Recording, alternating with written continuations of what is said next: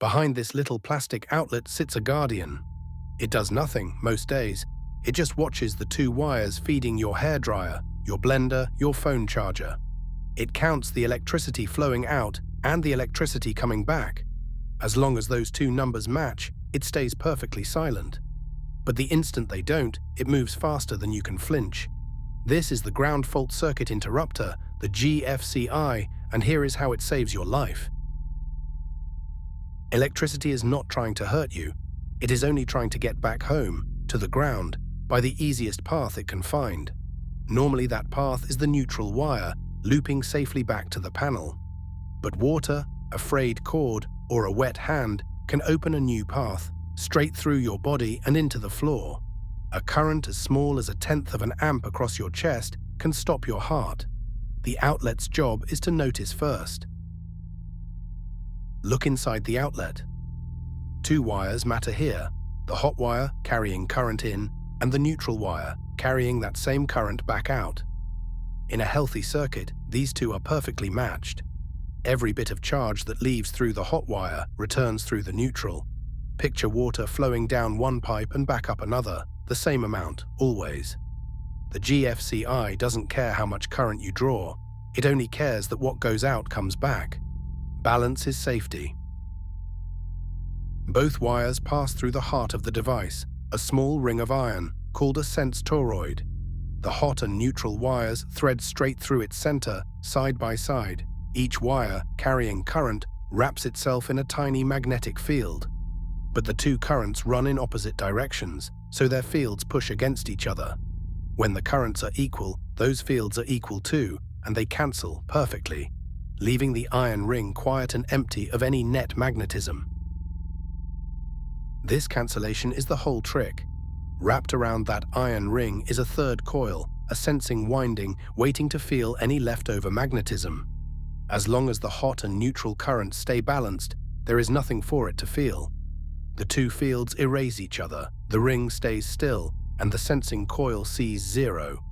No signal, no alarm. The outlet sits there, humming with power, completely calm, because the current going out is still the current coming back. Now the fault. Say a worn wire touches a metal case, or you grab a live appliance with damp hands. Some of the current finds that new path to ground, through the case, through you, instead of returning on the neutral wire. So now more current leaves on the hot wire than comes back on the neutral. The two no longer match. Maybe only a few thousandths of an amp have gone missing, but missing they are. The careful balance is broken. Inside the ring, that tiny mismatch changes everything. The hot wire's field is now slightly stronger than the neutral's, so the two no longer cancel. A small leftover magnetic field appears in the iron, and it flickers back and forth with the alternating current. The sensing coil wrapped around the ring finally feels something. That changing field pushes a faint whisper of current through the coil. It is incredibly small, but it is exactly the signal the outlet has been waiting for. That whisper is far too weak to do anything on its own, so it flows into a tiny amplifier chip. The chip listens for one specific thing, a leak of about 5 milliamps, 5/1000ths of an amp. That is the line between a harmless trickle and a dangerous one. Below it, the outlet keeps waiting, but the moment the missing current crosses that threshold, the chip makes its decision and sends out a sharp command. Open the circuit now, before the current can reach a heart. That command fires a small electromagnet, a solenoid, hidden in the body of the outlet. The solenoid yanks a spring-loaded latch, and the latch lets go. Two metal contacts, which were pressed tightly together to carry your power, snap apart. The circuit breaks. The path through the hot wire is cut, and so is any path through you. What was a deadly leak a moment ago is now simply an open gap in the wall, with no current crossing it at all. And the speed is the miracle of it. From the first missing milliamp to the contacts flying open, the whole sequence takes about 1/40th of a second, far faster than you could pull your hand away, faster than your heart could fall out of rhythm. The danger is caught in the gap between two heartbeats. You might feel a small bite of shock or nothing at all. Either way, the outlet has already decided and already acted before you knew. This is why the outlet has two little buttons. Press the one marked test and you deliberately send a small current down a hidden resistor around that sense ring on one side only.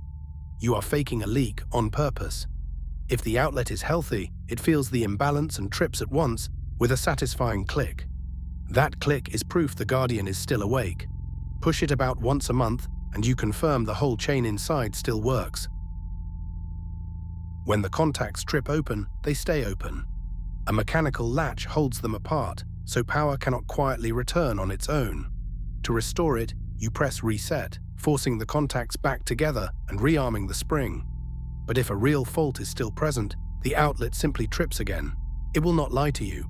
Only when the leak is truly gone will it hold, latched and ready, silently watching the two currents balance once more. So follow the whole chain. Hot and neutral currents flow out and back, equal. Both pass through an iron sensing ring where their magnetic fields cancel. A leak to ground, through a faulty wire or through you, breaks that balance. The leftover field stirs a sensing coil which feeds an amplifier chip. The chip sees the missing milliamps cross its threshold and fires a solenoid. The solenoid trips a latch, the contacts snap open and the current stops, all in a 40th of a second.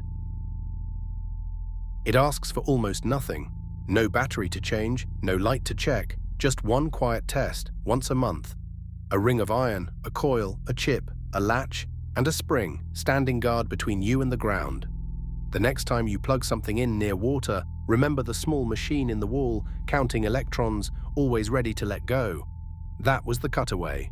We'll see you in the next one.